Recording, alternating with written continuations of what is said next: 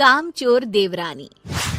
एक बार की बात है, सुषमा अपने पूरे परिवार के साथ खुशी खुशी मोहन नगर में रहती थी। उसकी 2 बहुएं थी, पल्लवी और शिवानी।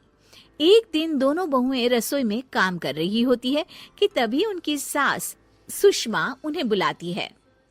अरे बहू, जरा इधर तो आना। शिवानी, जरा जाकर देखना सासू माँ क्या कह रही हैं। दीदी आप ही देख लो ना जाकर, आपको भी तो सुनाई दे रहा है। अरे मैं आटा गूंद रही हूँ ना, तुम चली जाओ। हाँ तो मैं भी तो सब्जी काट रही हूँ ना दीदी। अरे बहू जल्दी आओ। ओह, ये तो जाएगी नहीं, मैं ही जाकर देखती हूँ कि क्या करना है। पल्लवी सुषमा के कमरे में जाती है। जी मम्मी जी, क्या हुआ? शाम को घर पर कुछ मेहमान आने वाले हैं, तो तुम अच्छा सा खाना बना लेना बहू। ठीक है मम्मी जी, आप बता दीजिए क्या क्या बनाना है और कितने लोग आ रहे हैं। सुनील की मौसी जी और उनका पूरा परिवार आ रहा है। कुल मिलाकर 3 लोग और हमें मिलाकर हुए 9 लोग। तो अभी से ही तैयारी करना शुरू कर दो। और हाँ, घर की सफाई भी कर देना, हाँ अच्छे से। जी मम्मी जी, सब काम हो जाएगा, आप चिंता मत कीजिए। पल्लवी शिवानी को घर में मेहमान आने वाले हैं इसके बारे में बताती है। क्या 9 लोगों का खाना बनाना होगा, घर की सफाई करनी है? बाप रे, सासू माँ ने तो हमें घर की नौकरानी ही समझ कर रखा है।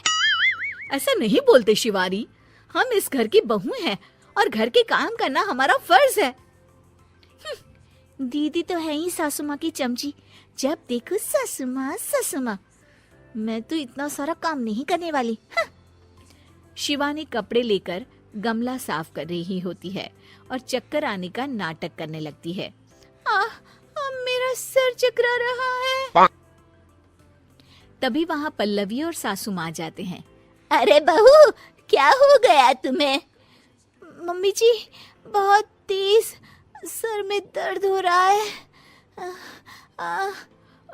तुम एक काम करो शिवानी, आराम कर लो। नहीं नहीं दीदी, घर में मेहमान आने वाले हैं, मुझे आपकी मदद करनी चाहिए। अरे कोई बात नहीं शिवानी, तुम आराम कर लो, मैं सब काम कर लूंगी। ठीक है दीदी, अगर आप इतना कह रही हैं तो आराम कर लेती हूँ।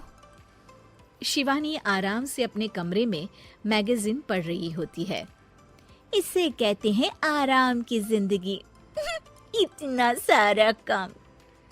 चलो सारा काम खत्म हो गया, शिवानी को देख आती हूँ।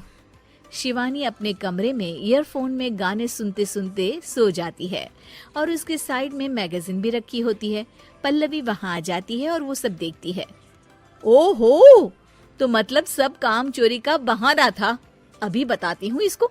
घर का सारा काम मुझे करना पड़ा और ये महारानी यहाँ मैगजीन पढ़ रही है, गाने सुन रही है। पल्लवी रसोई से एक प्लेट और चम्मच लेकर आती है और शिवानी को थाली बजाकर उठाने लगती है। शिवानी अचानक से उठती है। उठ गई महारानी, गाने भी सुन लिए, मैगजीन भी पढ़ ली। तुम तो बहुत बड़ी झूठी निकली शिवानी। तुमने सर दर्द का बहाना बनाया ताकि काम करने से बच सको। हाँ बनाया बहाना, तो क्या करती, इतने सारे काम करती। मुझे कोई शौक नहीं है चापलूसी का। क्या चापलूसी? तुम्हें लगता है कि मैं सारे काम चापलूसी के लिए कर रही हूँ? और नहीं तो क्या। तभी वहाँ सासू माँ आ जाती हैं। अरे बहू, वो लोग बस आने ही वाले हैं, तुम तैयारियां कर लो। जी सासू माँ, तुझे तो मैं बाद में देखती हूँ। सब खाना खाने बैठते हैं और खाना शुरू करते हैं। तभी सुनील की मौसी बोलती है। वाह भाई वाह, खाना तो बहुत ही अच्छा बना है सुषमा जी, एक एक चीज में क्या स्वाद है। ये सुनकर शिवानी मुंह बना लेती है। उसे अपनी जेठानी की इतनी तारीफ रास नहीं आती। आपकी बहुएं तो बहुत ही अच्छा खाना बनाती हैं। हाँ, बनाती तो दोनों ही अच्छा है, पर आज ना ये सारा खाना बड़ी बहू ने बनाया है।